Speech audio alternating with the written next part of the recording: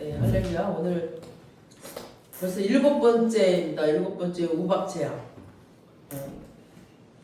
지금 이 이스라엘 백성들을 출애굽 시키려고 지금 하나님께서 지금 재앙을 통해서 출애굽 애굽에 있는 바로 왕을 지금 하나님의 그 능력을 보이시고 계십니다. 계속해서 지금 하나님은 10번째 재앙이 모든 장자를 죽이는 재앙으로 바로 가지 않았어요. 그러지 않고 처음에는 말씀을 주시고 그때 순종하지 않으면은 또 한 단계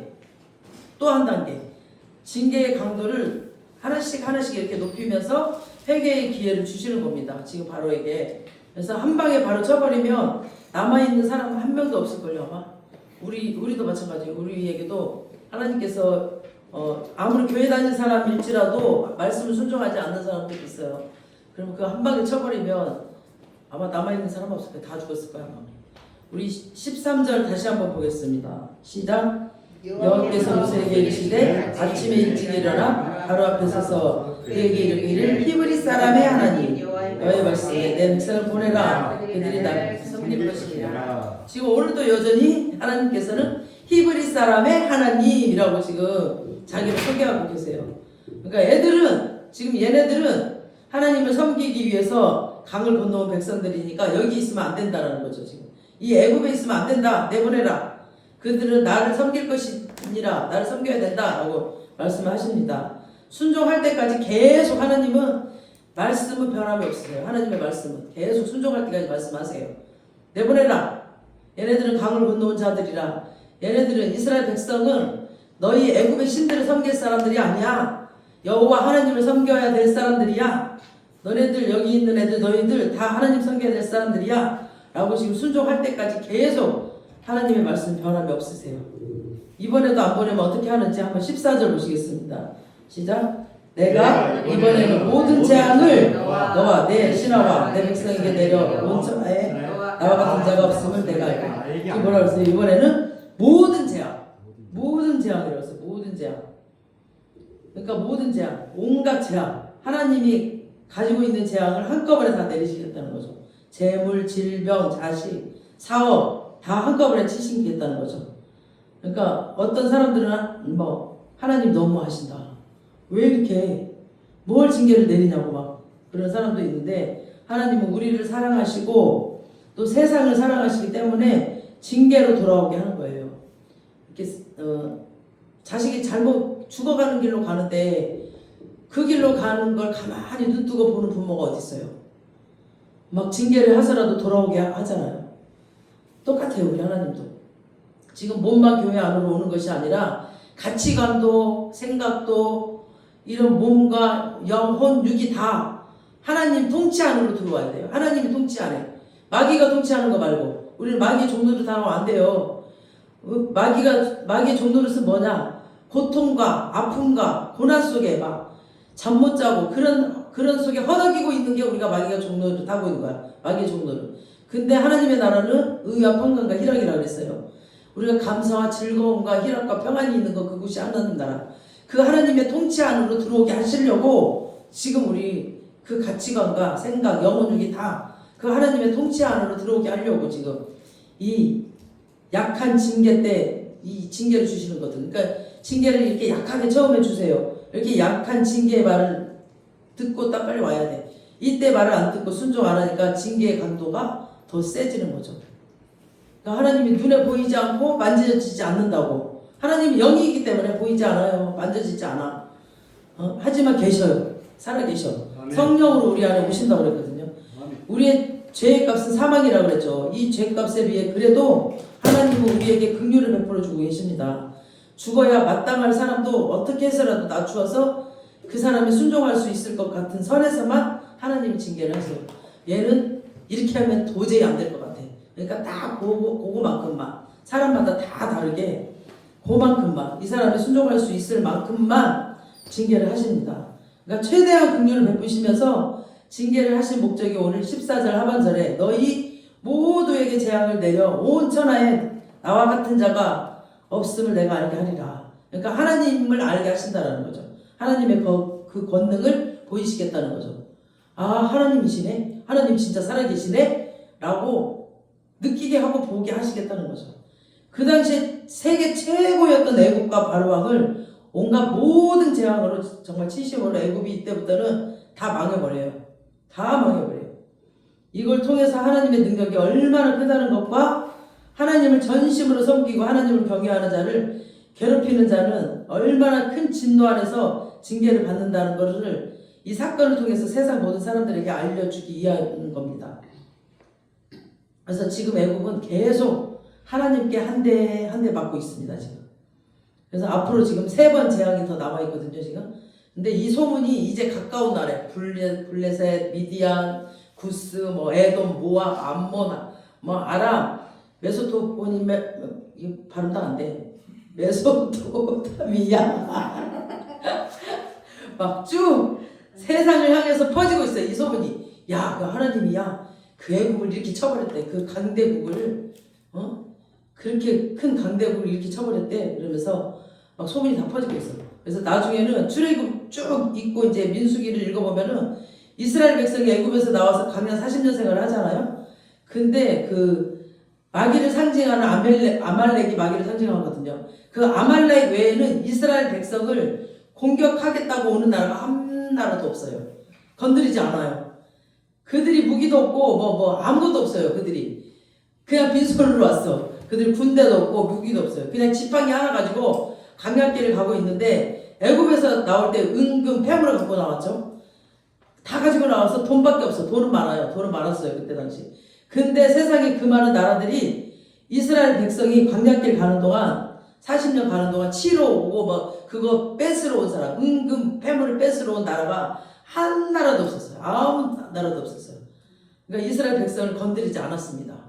그 하나님이 이 나라를 보호하고 있고 지키고 있다라는 것을 그때 알게 하셨기 때문에. 그래서 오히려 출애굽기 15장에 보면은 모세와 미리암의 노래가 나오는데 그 노래 내용 3가지가 나오는데 이스라엘 백성을 구원을 위해 애국과 싸워주셨다는 노래를 합니다.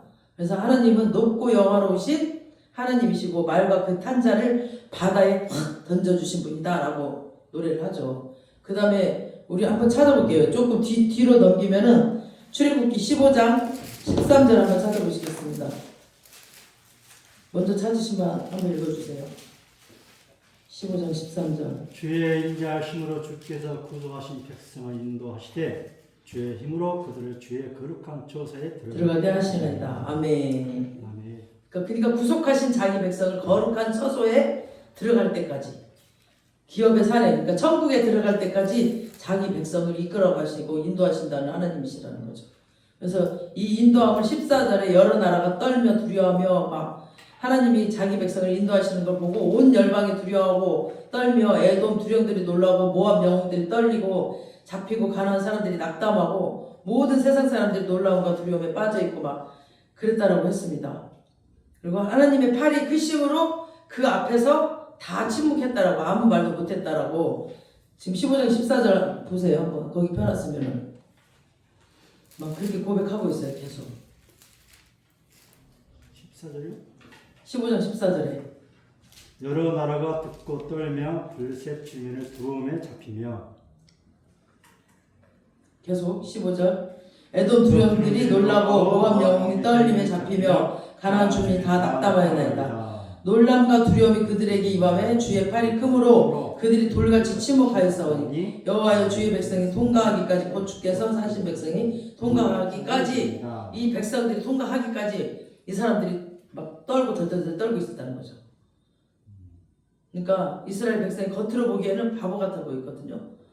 그냥 바보 같아 보였어요. 근데 무슨 무술을 하는 사람이 있나 뭐 무기를 갖고 있는 것도 아니고 아무것도 없는데 가진 거라고는 돈밖에 없었거든요. 그때. 근데 아무도 건드리지 못했다는 겁니다. 이때 당시. 그래서 이스라엘 백성이 요단강을 지나서 여리고를 지날 때도 여리고 사람들은 무기도 많고 군대도 있었죠. 군대도 있었고 성도 엄청 컸어요. 한 14층 그 여리고 성이 14층 아파트 높이만큼 컸고 굉장히 단단하고 엄청 컸었거든요. 근데 그 사람들이 문을 딱 걸어 잠그고 나와서 싸울 생각을 안 했어요. 이스라엘 백성들 거지처럼 보였거든. 그죠? 막 광야 생활 했던 사람들이라 옷도 다 떨어지고 막 신발도 다 헤어지고 막 그리고 무기도 있는 것도 아니고 이 사람들이 무슨 뭔가 힘도 센 것도 아니고 군대가 있는 것도 아닌데 이 사람들이 여리고를 돌고 있어. 하루에 한 바퀴 돌고 이렇게 돌고 있는데도 아무도 총칼을 들고 나와서 싸울 생각을 안 했어요. 그 누가 그랬겠어?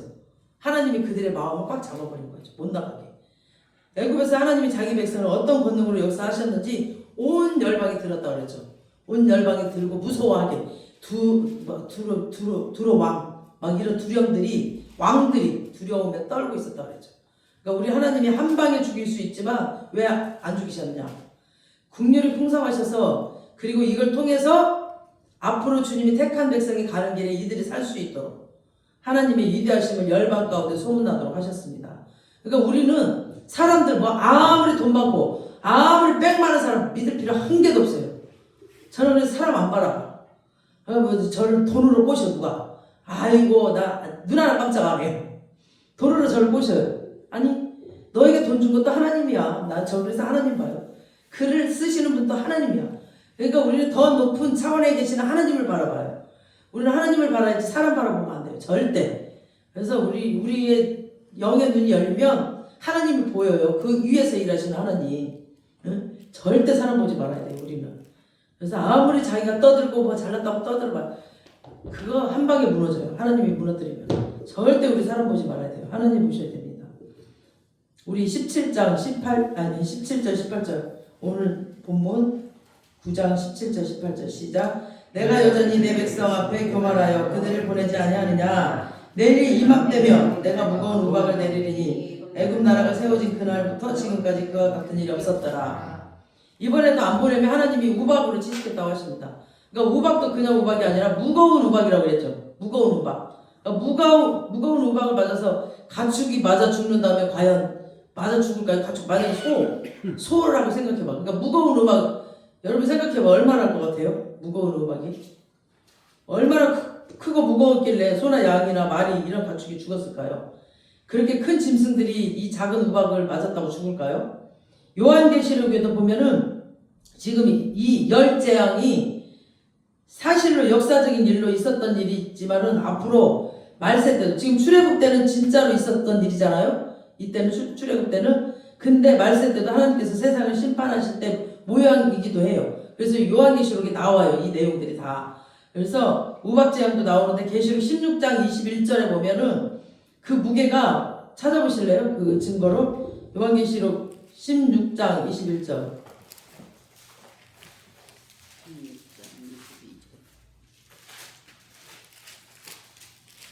시작. 또 그 무게가 한 달이나 되는 큰 우박이 하늘로부터 사람에게 내리매 사람들이 그 우박의 재앙 때문에 하나님을 비방하니 그 재앙이 심히 크미르라. 우박이 한 달란트 되는 무게래요. 한 달란트 얼마인지 모르시겠죠? 한 달란트 무게가 35kg 정도예요.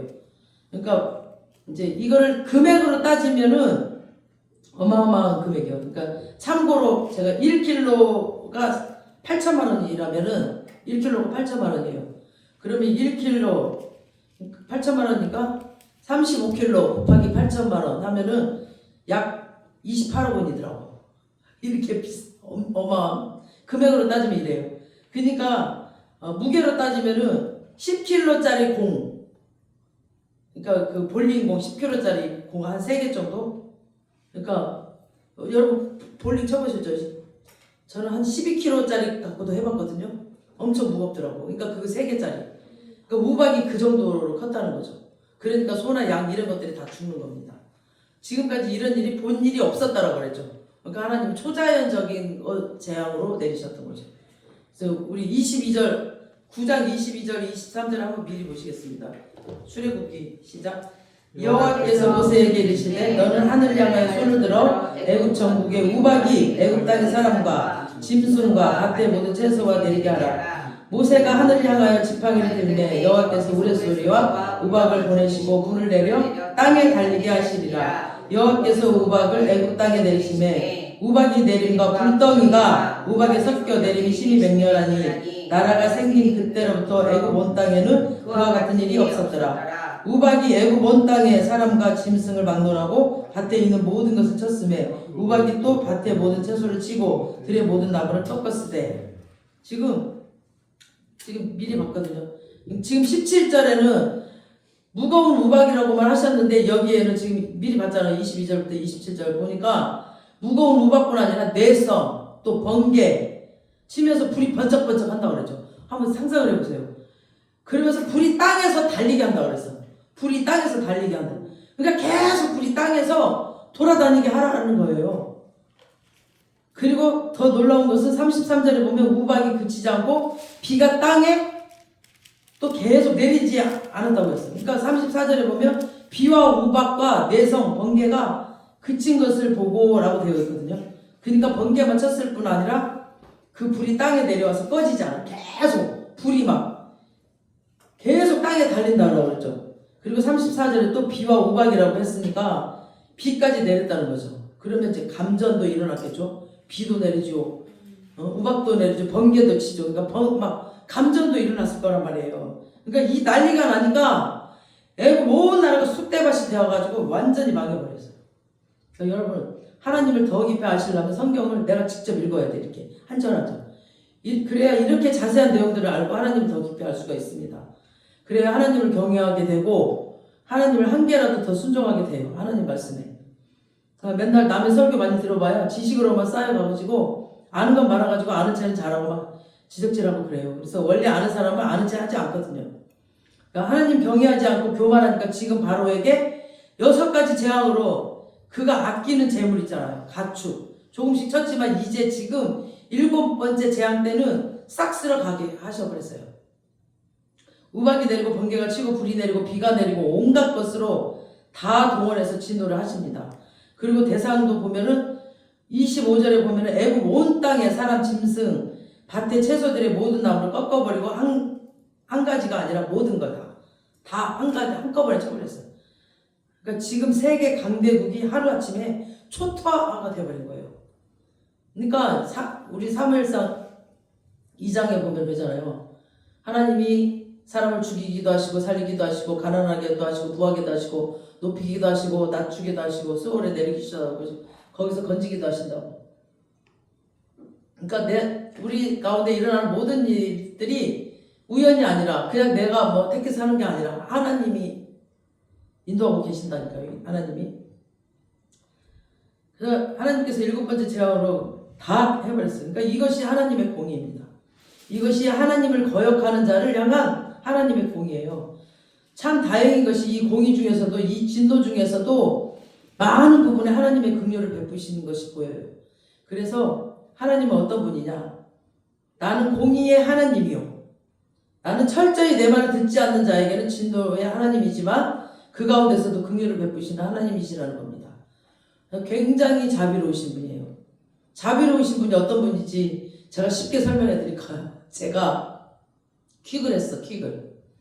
예전에 다마스로 퀵을 했거든요. 근데 여기 그 세븐일레븐인가 여기 이제 편의점에 물건을 하나 내려줘야 되는데 오른쪽에 있었어요.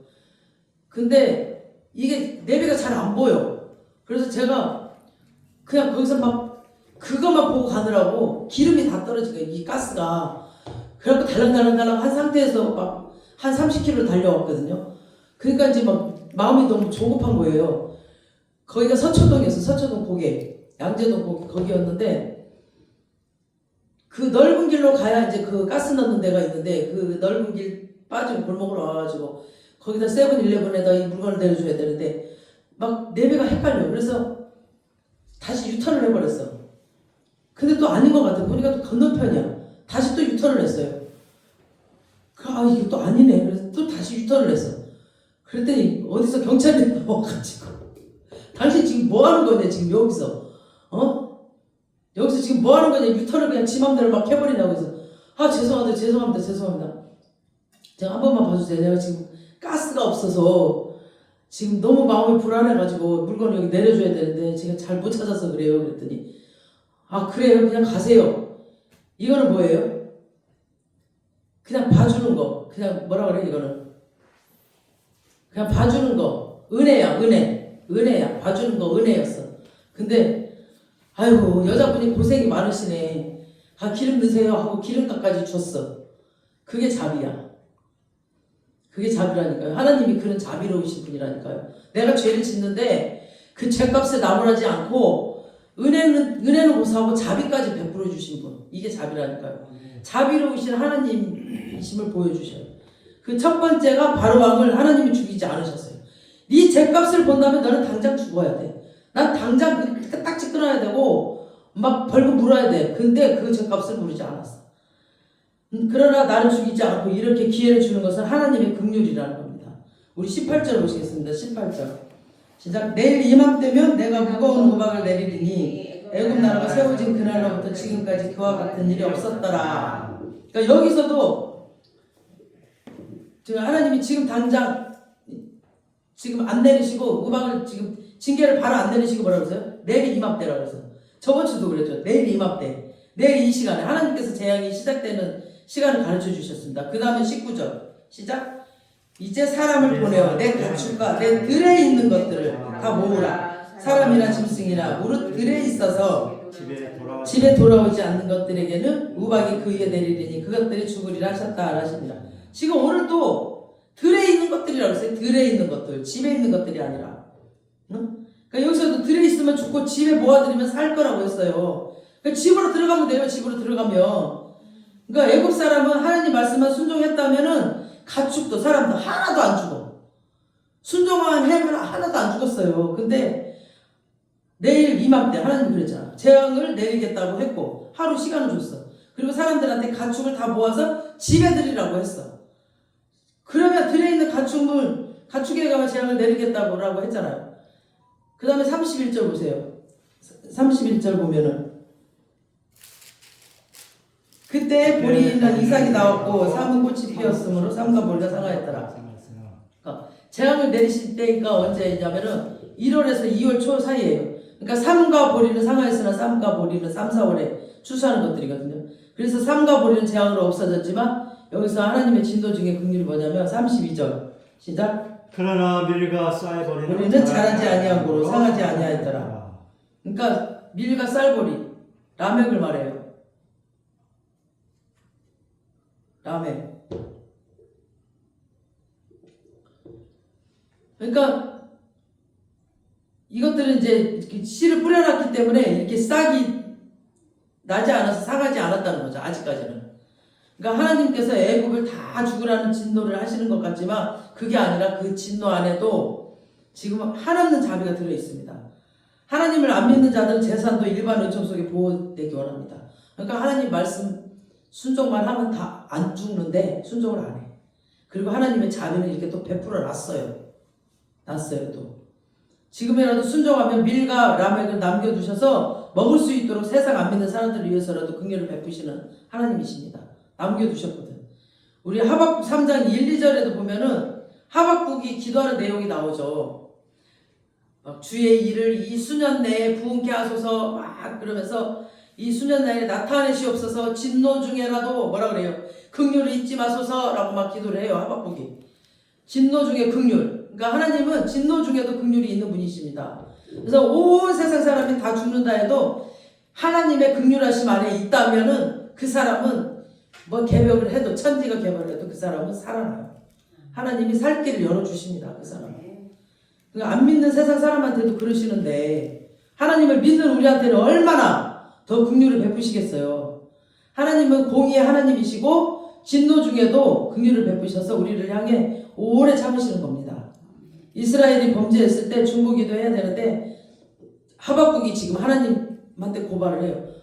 하나님 어떻게 저 못된 것들을 안 죽이냐고 왜 가만히 놔두시냐고 막 그러면서 막 따지고 있어 하박국이.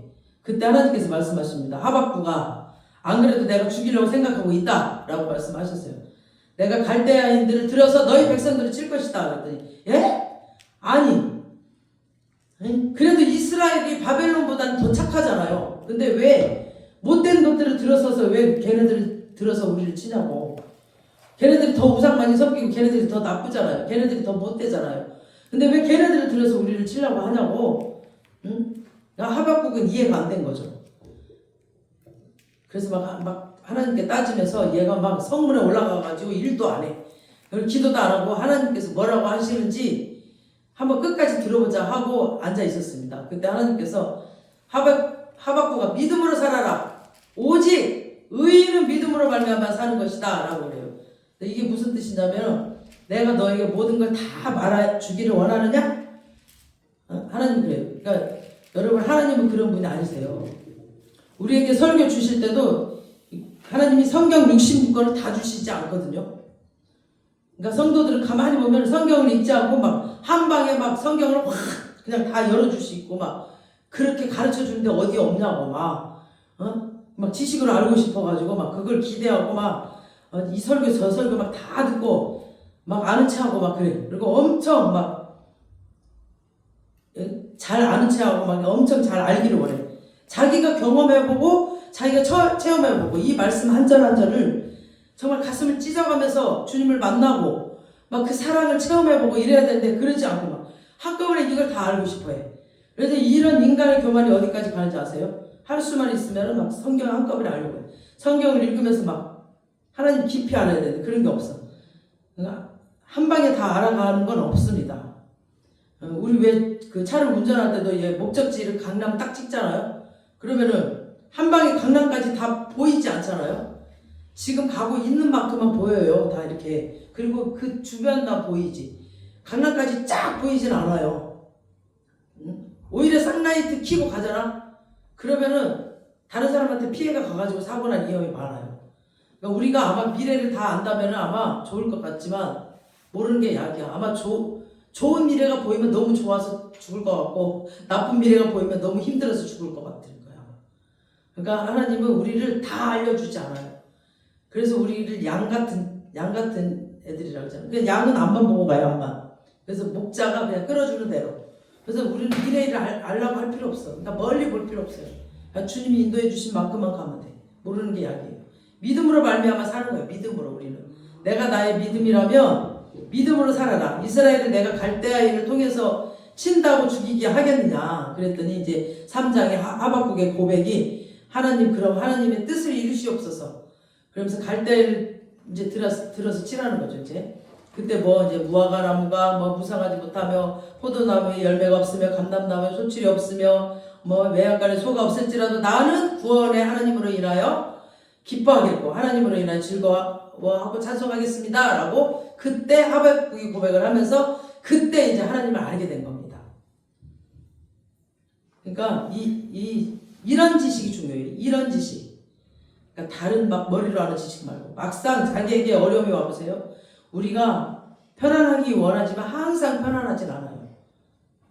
사고가 날 수도 있고 아플 수도 있고 뭐 고난이 올 수도 있고 하나님은 진노하실 때도 있지만 진노 중에 긍휼을 베푸시는 하나님이십니다. 그래서 여러분 지금 혹시 어려움이 있거나 뭐 앞으로 어려움이 오거든 이 말씀 꼭 붙드시기 바랍니다.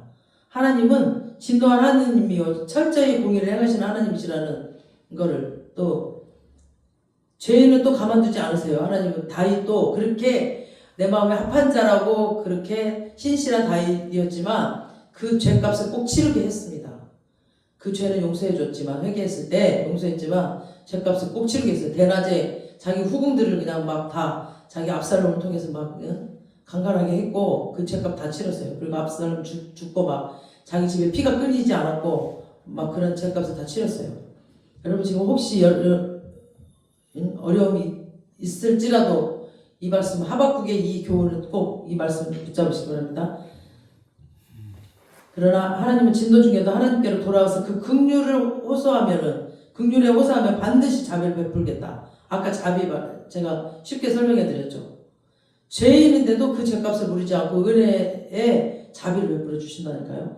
하나님을 붙들고 사시면 진노 중에도 마음의 평안이 있을 것이고 실제로도 긍휼을 베풀어 주실 것입니다. 그거를 체험해 보세요. 너무너무 감사해요. 그래서 하나님께 더 가까이 가고 성령 충만한 자는 내 죄가 더 크게 보여요. 그래서 누구를 정죄할 수가 없어요. 내 죄가 너무 커 보이기 때문에. 성령 충만한 자는 정말 나는 죄인으로서이다 그 말이 안 나올 수가 없어요. 맨날 주님 나는 죄인입니다. 나는 죄인. 내 죄가 계속 커 보여요. 자꾸 내 죄가 커 보이더라고요. 근데 또 진노 중에 긍휼을 베풀어주면 또 그 긍휼을 또 교묘하게 이용해 먹는 사람들이 있어요. 지금 짐승은 전부 다 집안으로 모아들이라고 했습니다. 그러면 집안에 들여놓은 가축은 치지 않고 들여놔두면 죽이겠다고 했는데 하나님의 말씀을 무시하고 그냥 밖에 방치해 놔버렸어요. 다 죽었죠 뭐. 말씀을 순종하지 않으니까. 하나님의 말씀을 무시하면 무조건 죽는 거예요. 그리고 32절에 밀과 라멕은 상하지 않았으니까 우박이 그치고 나서 이것들이 이제 싹이 이렇게 올라오겠죠. 그러면 이제 이건 분명 하나님의 긍휼입니다. 그래서 하나님의 긍휼인데 바로의 생각에 그래 얼마 안 있으면 또 먹을 게 또 생기겠네? 라고 하면서 이 싹이 올라오는 것을 보면서 바로와 신하들의 마음이 다시 또 강팍해지기 시작했어. 또 고집을 피우는 거예요. 그래서 다시 이스라엘 백성을 또 보내지 않았습니다. 애굽이 망해가는 순간에 모세와 아론을 불러서 이번에는 내가 잘못했고 하나님은 의로우시도다 나를 좀 살려주시면 이번만 해결해 주시면 내가 이스라엘 백성을 보내겠습니다. 그랬던 바로가 또 그래서 모세가 하늘을 향해 손을 또 뻗치고 기도하면은 우박이 그치고 번개도 그치고 비도 그치고 하나님께서 재앙을 거두셨습니다. 재앙을 거두고 나니까 그 안에 하나님의 긍휼이 들어 있었습니다. 삶과 보리는 상했으나 밀과 라멕은 싹이 올라오는 것이 또 보였어. 이것을 볼 때 바로의 마음이 다시 또 강팍해져 가지고 아직 먹을 게 남았네. 에? 그러면서 그 완고함이 또 시작됐습니다. 참고로 그 다음 재앙이 또 메뚜기거든요. 메뚜기는 또 다 갉아먹는 일을 합니다. 성경에 보면은 메뚜기는 남은 것이 없더라. 이렇게 계속 나와. 다음 주에 이제 애국 더 이상 맞을 것도 없습니다. 이제 더 이상 가져갈 것도 없어. 남은 거라고는 지금 밀과 라멕밖에 없어요. 지금 그 남은 거 보고 마음이 놓여가지고 살만하네. 그래서 또 순종을 안 합니다. 그러니까 하나님이 에라 이놈아 이번에 메뚜기다 다 갉아먹어버려라. 남은 거 다 날려버렸어요. 그러니까 통장에 한 50만 원 남았어. 그거 갖고 이제 살만하니까 또 교만을 펴. 그러니까 그 통장에 50만 원 남은 것까지 싹 없애버렸어. 하나님. 지금 여기 바로왕 이야기이지만 우리 성도들 이야기이고 내 이야기입니다. 이러지 말라는 거죠. 이런 바로 같은 성도, 목사 엄청 많이 봤습니다. 제가. 하나님이 진노 중에 기도해서 살려달라고 말씀대로 이제 살겠다고 해서 살려줬더니 이 긍휼을 또 이용해 먹은 사람들이 있다는 겁니다. 그러면 그때는 하나님이 그 긍휼도 걷어가 버리십니다. 사람도 은혜 베풀어줬는데 바로 돌아서 버려요. 그럼 사람 사이에도 기분 나쁘잖아요. 하나님도 인격을 가지신 분이거든요. 인격적인 분이셔. 우리가 하나님을 인격적으로 만나시잖아요. 하나님이 눈에 보이지 않는다고 안 계시는 분이 아니라 정말 시퍼렇게 살아계신 분이거든요. 우리의 머리카락까지도 세고 계신 분이고 우리 앉고 일어섬을 알고 계시고 정말 바다 끝에 갈지라도 거기 계시며 어디 소래에 내려갈지라도 거기 계신 분이고 항상 우리와 함께 계시는 분이거든요. 근데 그분은 정말 무시해서는 안 되거든요. 그러니까 하나님의 정말 하나님의 공의를 가지신 분입니다. 그래서 철저하게 공의를 행하시며 진노를 행하시는 분입니다. 그러나 그 진노 가운데서도 긍휼을 베푸셔서 피할 길을 주십니다. 그랬더니 정말 이용해 먹어버렸어. 이 바로가. 그러니까 우리는 그런 걸 이용해 먹지 말고 그 긍휼로 인한 감사를 또 영광을 하나님께 돌리고 하나님께 보답하는 저와 여러분 되시길 주님의 이름으로 축원합니다. 아멘. 오늘 말씀을 통해서 정말 하나님의